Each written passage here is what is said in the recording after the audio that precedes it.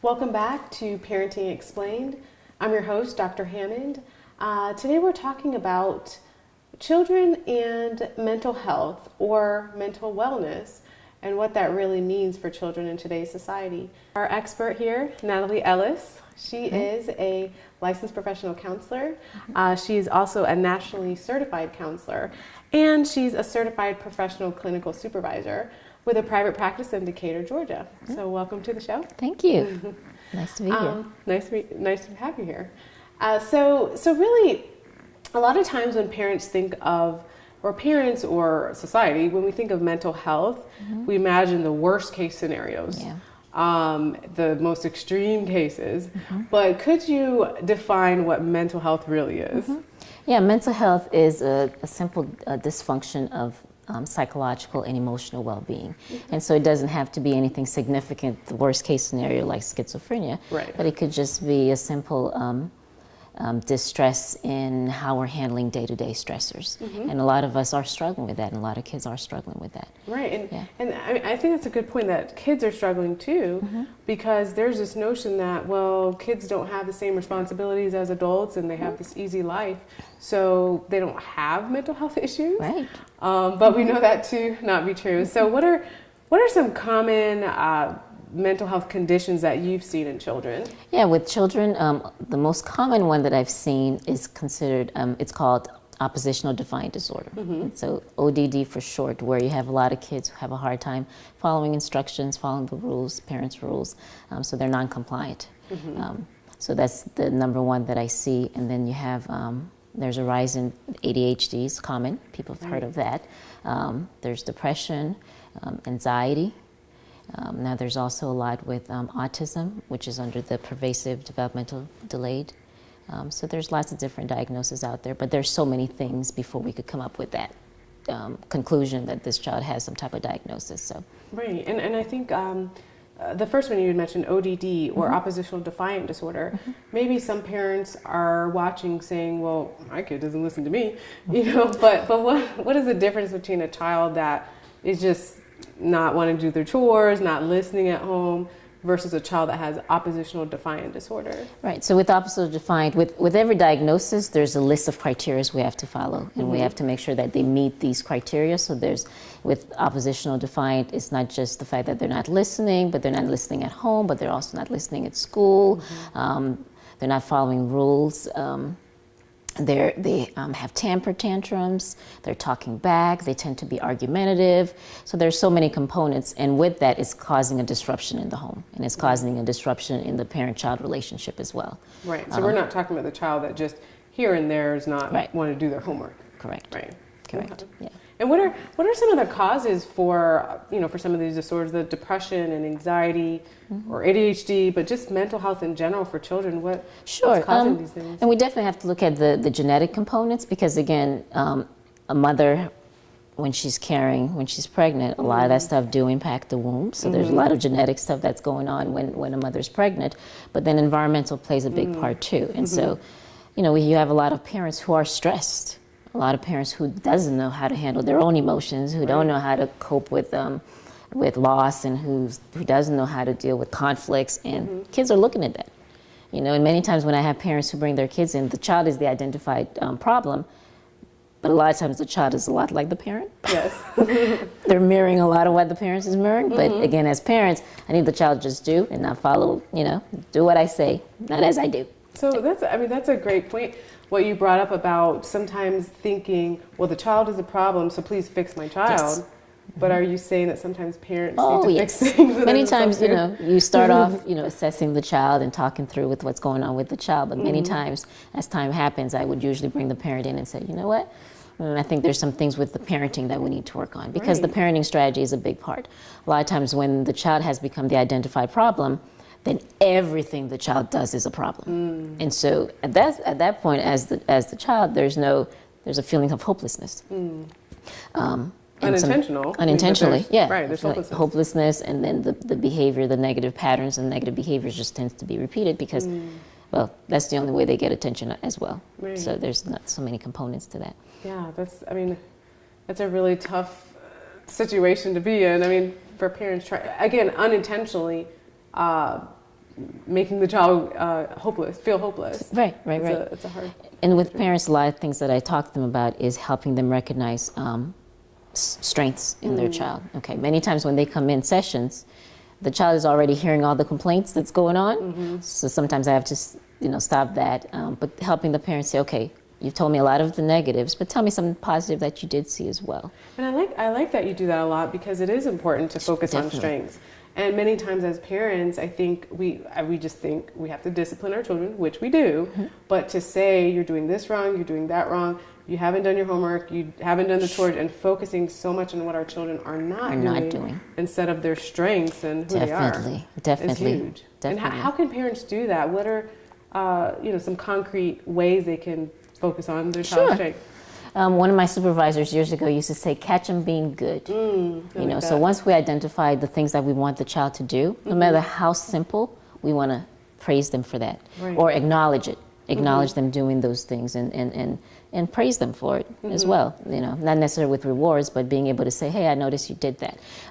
Because what typically happens when the child does bad, or in society when people do bad, that gets blown out of proportion. Everybody knows about it. Teachers are there, parents are called, principal's office. There's so much attention put into that negative. But then I've been doing what I'm supposed to do the last 2 days. Nobody noticed it. Right. And so again, with certain kids, oh, you pay attention to that, huh? You notice that. So. And that's good that you said praise can come in different forms. As you mentioned, it can be verbal praise, and some children absolutely thrive on that. Yes. It can be praise in the form of small rewards or whatnot. So it comes in different forms. Definitely. Those are some really great tips. So thank you so much. And we will be back to talk some more right after this.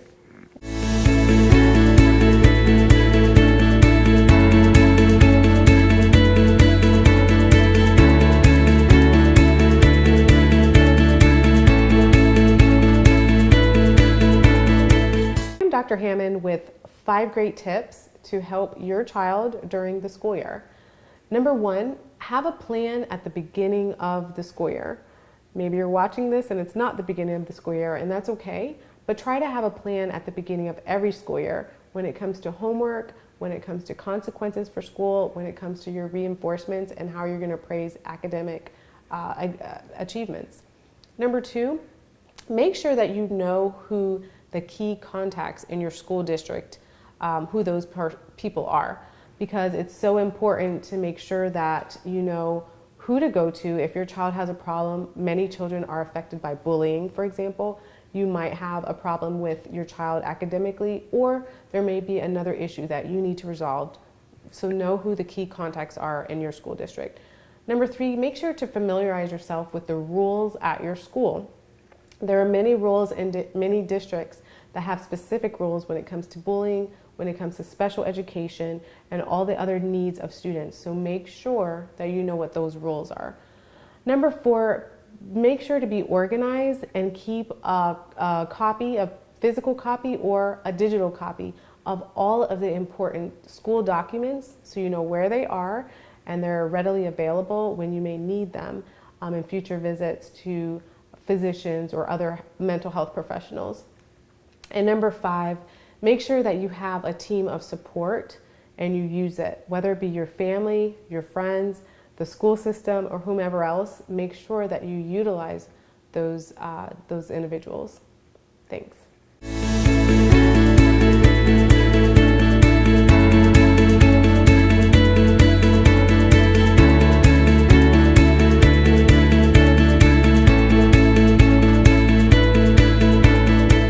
Welcome back. We've been talking with our expert today, Nathalie Ellis, about different things concerning children and mental health.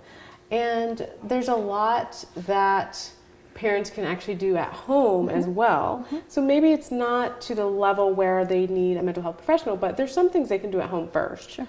What are some of those things that parents can do to help their child? Sure, definitely. Consistency and structure is very important. It's important to know your child. All kids are different in terms of how they learn, in terms of how they receive information, and so providing structure and routine. And so with that, sometimes we need to write their goals down, we need to write their chores down, we need to make sure all the schedule of the day is written for them, so they have a good, and not just enough to say it. That's what they get at school. Right. So. Right. So those are a lot of things parents could do. Consistency, structure, again, recognizing when they're doing the right things, Yes. and not just Praise. focusing on what they're doing wrong. It's important for parents to also find time to play with their child, because a lot of times we are in a position of authority. Do your room, Wow, do your homework, that's clean powerful, up. very What'd you powerful. do? I didn't like that. You know, we do that a lot. Yeah. And so sometimes that could create a disconnect in that relationship. And so family time, playing games, eating dinner, those are so important So to do important. together. Yeah, very Yeah. important. I really like that, especially about play. Yes. Because play is how children start to develop, especially younger Yes, children. yes, yes. Start to develop. So playing with your kids is so important. So important. And teenagers like that too. I have a Yeah. 15-year-old son, and he's like, Mom, can we go outside and play basketball?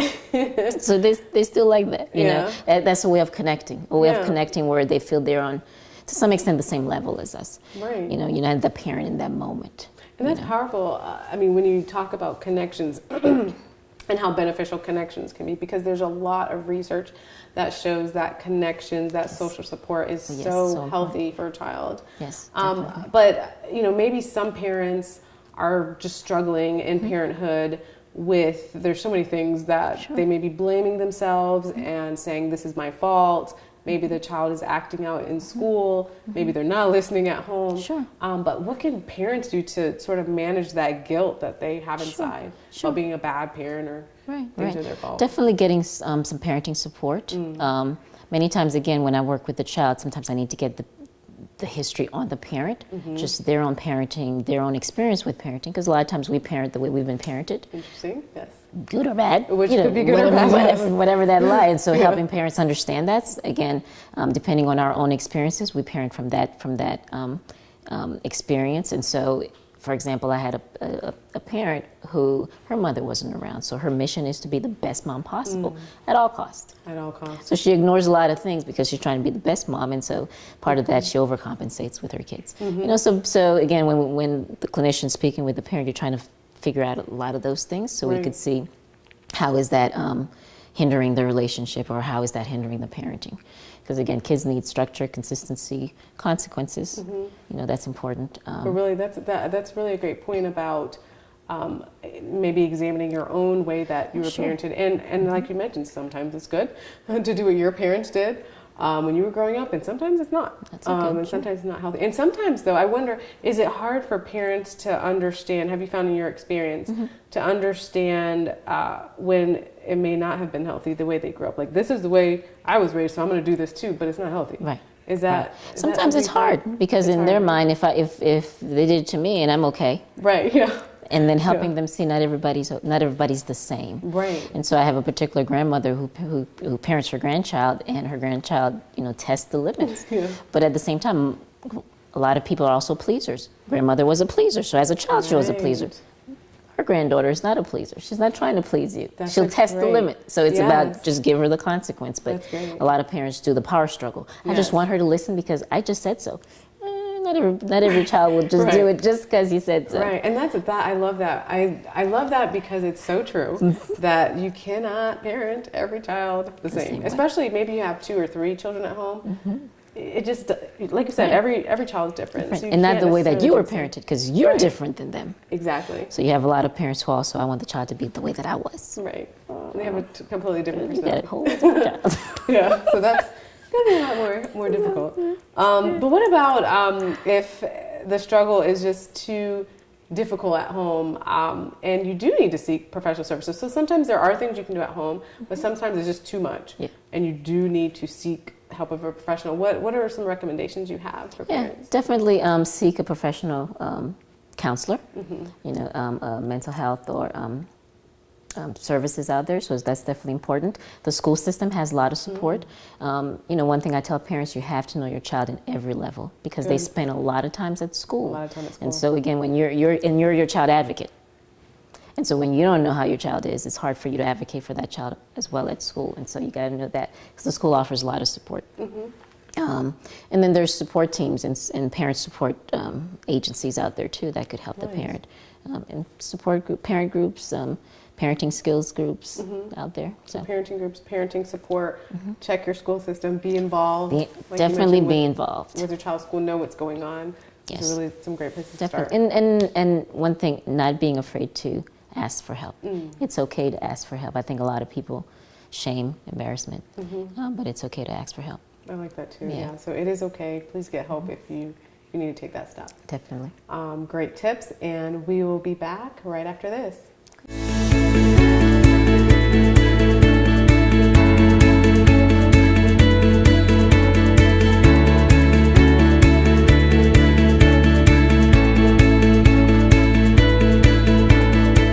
I'm Dr. Hammond with 5 great tips to help your child during the school year. Number 1, have a plan at the beginning of the school year. Maybe you're watching this and it's not the beginning of the school year, and that's okay, but try to have a plan at the beginning of every school year when it comes to homework, when it comes to consequences for school, when it comes to your reinforcements and how you're going to praise academic achievements. Number 2, make sure that you know who the key contacts in your school district, who those people are, because it's so important to make sure that you know who to go to if your child has a problem. Many children are affected by bullying, for example. You might have a problem with your child academically, or there may be another issue that you need to resolve. So know who the key contacts are in your school district. Number 3, make sure to familiarize yourself with the rules at your school. There are many rules in many districts that have specific rules when it comes to bullying, when it comes to special education, and all the other needs of students. So make sure that you know what those rules are. Number 4, make sure to be organized and keep a copy, a physical copy or a digital copy of all of the important school documents, so you know where they are and they're readily available when you may need them in future visits to physicians or other mental health professionals. And number 5, make sure that you have a team of support and you use it, whether it be your family, your friends, the school system, or whomever else. Make sure that you utilize those individuals. Thanks.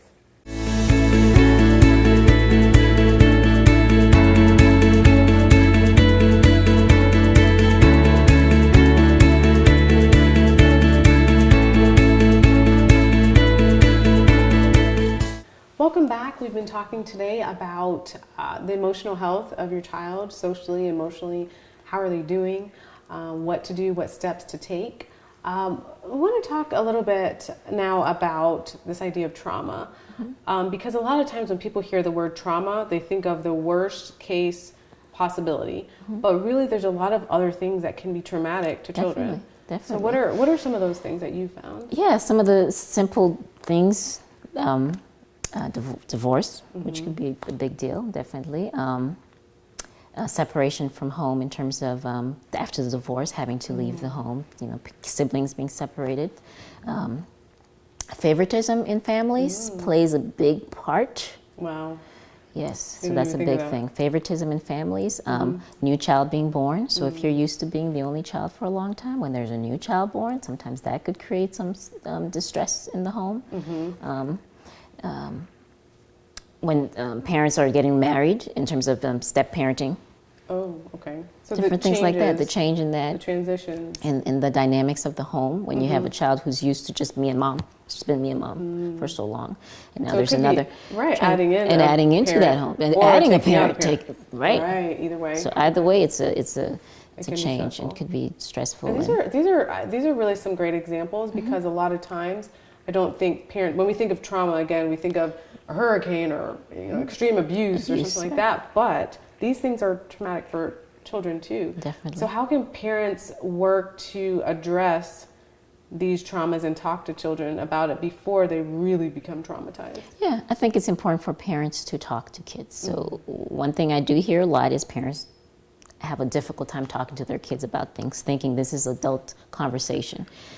And true, to some extent, there's a level of things that the kids need to know, but whether we tell them or not, they know it. Because they're living in it, they're experiencing it, they feel it, they know. All of a sudden, dad's here, dad's not here.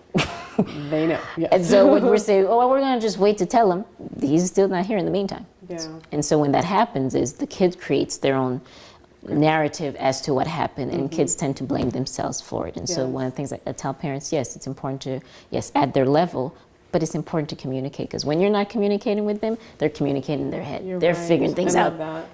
You know, That and is they're very, creating their own. very, very true. And really young children too. Oh, I mean, they could be 6, 8. They make up all sorts of stories. They make up all sorts about of what's stuff. going on What's and going the on. reason why Right. your mom or dad's not home or something Exactly. like that. So for us as adults to explain to them age appropriately what's going on is more beneficial, you're saying, Definitely.